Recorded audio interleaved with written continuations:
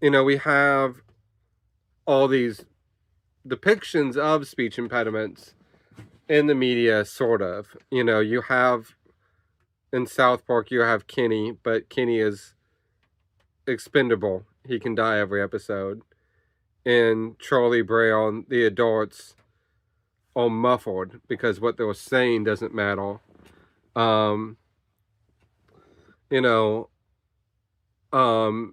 in classic movies like The Princess Bride, the speech impediment of the preacher is depicted as like a joke, right? The preacher says we're gathered for marriage, and he can't, the preacher in The Princess Bride can't say his R's, so everyone's laughing at him, and he's like this big joke, right? Because if you have a speech impediment, you can't have a job where you talk in public, and it's kind of like, doesn't this doofus know that he's not supposed to be talking in public? Like, how could you be so dumb, you stupid preacher?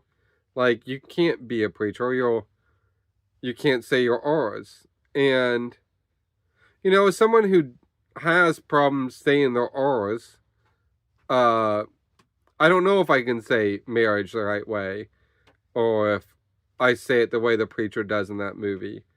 It's scary for me to see it. And it's also like, it's strange, right? Because some people, they love that movie, and their childhood is aligned with that movie, and you can't say a bad word about it. So it's this like strange kind of thing. And so I wanted to write about being a kid with a speech impediment. And like, I think it's important that I say this now, which is that while I talk off in front of you, when I was a kid, it was a much more significant issue. I've gotten this way after years of speech therapy and years of me recording myself and listening back and trying to fix myself the way that I talk. But when I was a kid, I was nearly completely indecipherable. And I don't think anyone really could understand what I was saying. And because of that, in this, in this book, my central character talks in glyphs and symbols.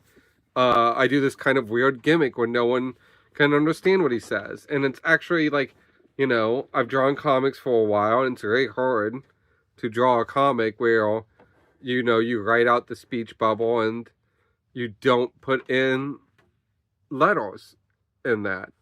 And then if you're going to have a character who can't talk, it's very tempting to put in a thought bubble. Or it's very tempting to put something like Meanwhile in the Batcave. And so I wanted to write a book where that didn't happen. There is no thought bubbles.